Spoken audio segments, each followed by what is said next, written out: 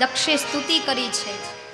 આ બાજુ હવે બધાએ કહ્યું કે ભગવાન શિવનો વિવાહ આપણે એક તો માંડ માંડ એકવાર કરાવ્યો હતો અને આ દક્ષના કારણે સતીજીએ દેહ ત્યજ્યો, તો હવે શું થશે? ગણપતિની ઉત્પત્તિ કેમ થશે?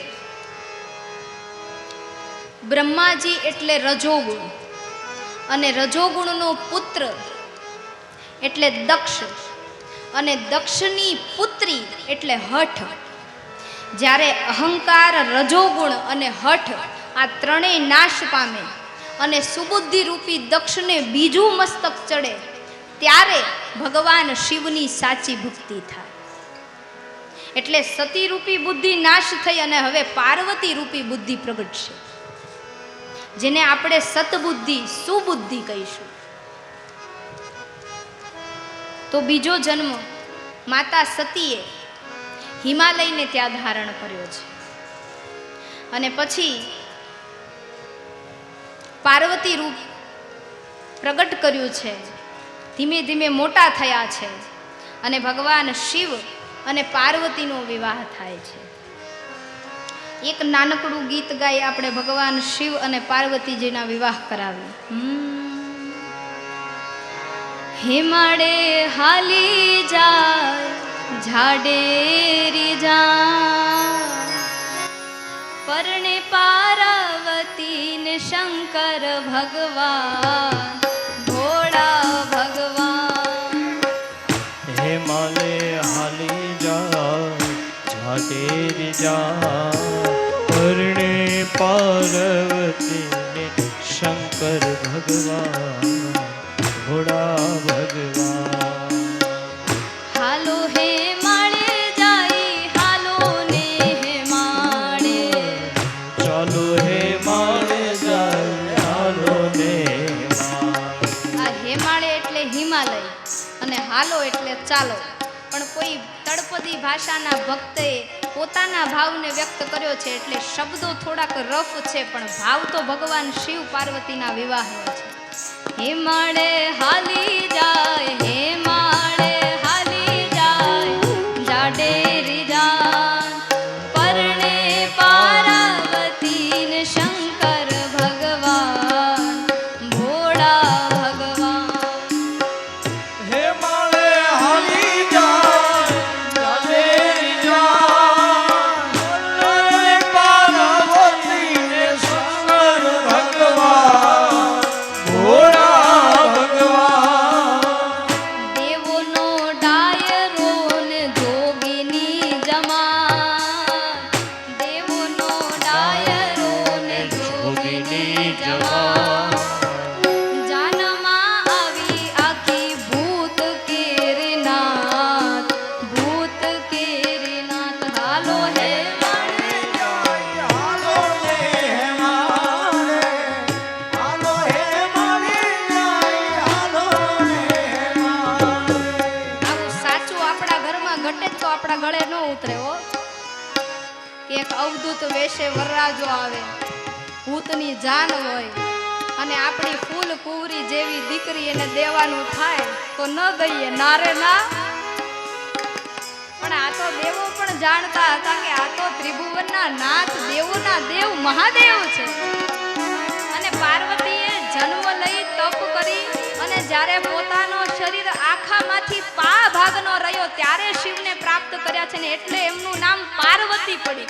પારતી બાર વધ્યા છે એટલે પાર્વતી। જન્મતાની સાથે ઉમા ઉમા રમે છે, રડે છે એટલે ઉમા નામ પડ્યું। દેવોનો ડાયરો ને જોગીની જમાન, દેવોનો ડાયરો જોગીની જમાન, જાનમાં આવી આખી ભૂત કેરીનાથ, ભૂત કેરીનાથ। હાલો હે માળે જાય, હાલો ને માળે, હાલો હે માળે જાય, હાલો ને માળે।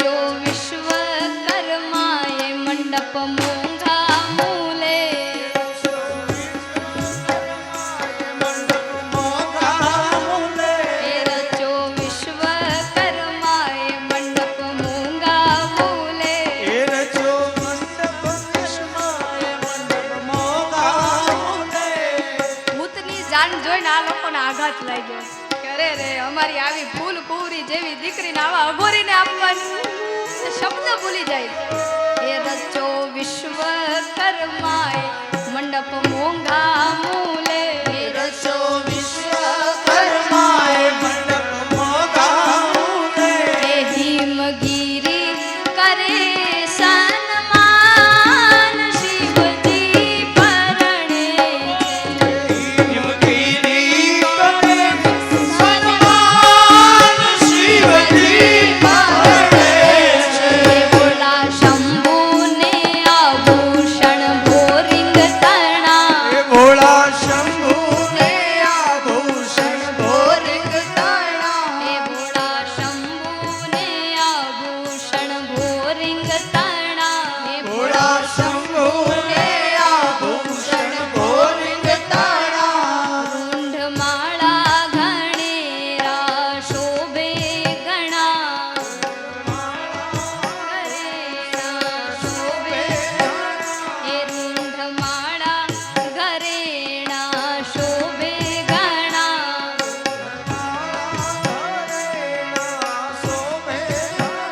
એ નાચે ભૂત પિશાચ કરે ગાન શિવજી પરણે છે.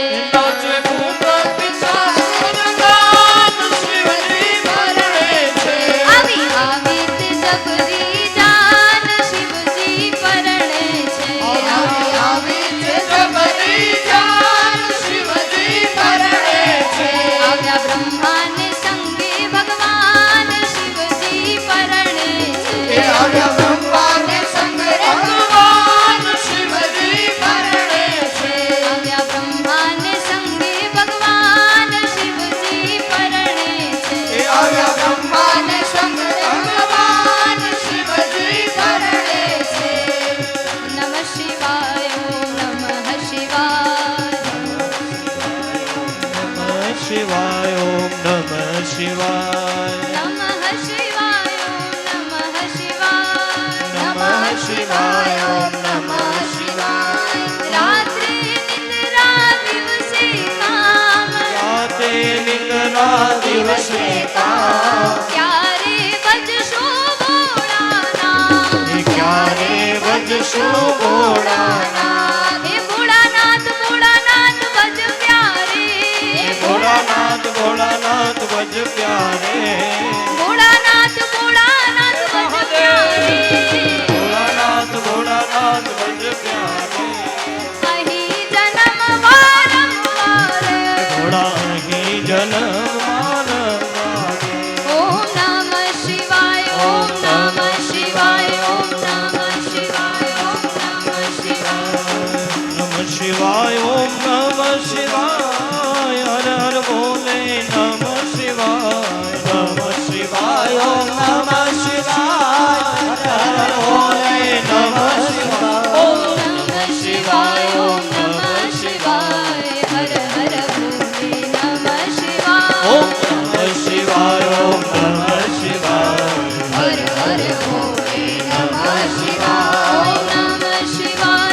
નમઃ શિવાય હર હર ભોલે નમઃ શિવાય. ઓમ નમઃ શિવાય ઓમ નમઃ શિવાય. હર હર ભોલે નમઃ શિવાય.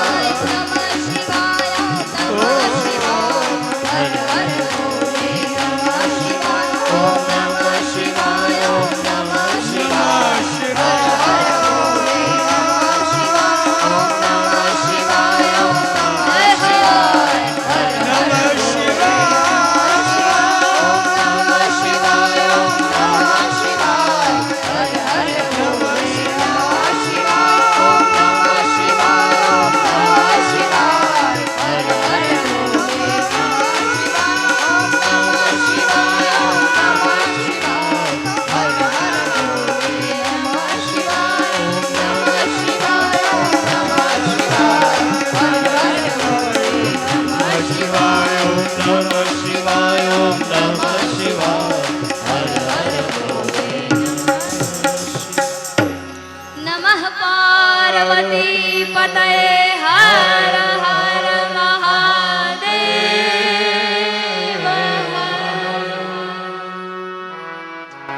શું કામ પાર્વતી પતયે હર બોલાવ્યું ખબર છે? અત્યાર સુધી ભગવાન એકલા હતા, હવે પાર્વતીના પતિ થયા એટલે કહ્યું. અને કાલે પણ કહ્યું હતું કે વિષ્ણુના આંગણામાં કે શિવના આંગણામાં જ્યારે ભગવાનનો જય ઘોષ જોર જોરથી હાથ ઊંચા કરીને કરવામાં આવે, સર્વ જન્મોના દુઃખ નાશ પામે છે. તો ભગવાન અત્યારે પાર્વતીના પતિ થયા છે. નમઃ પાર્વતી પતયે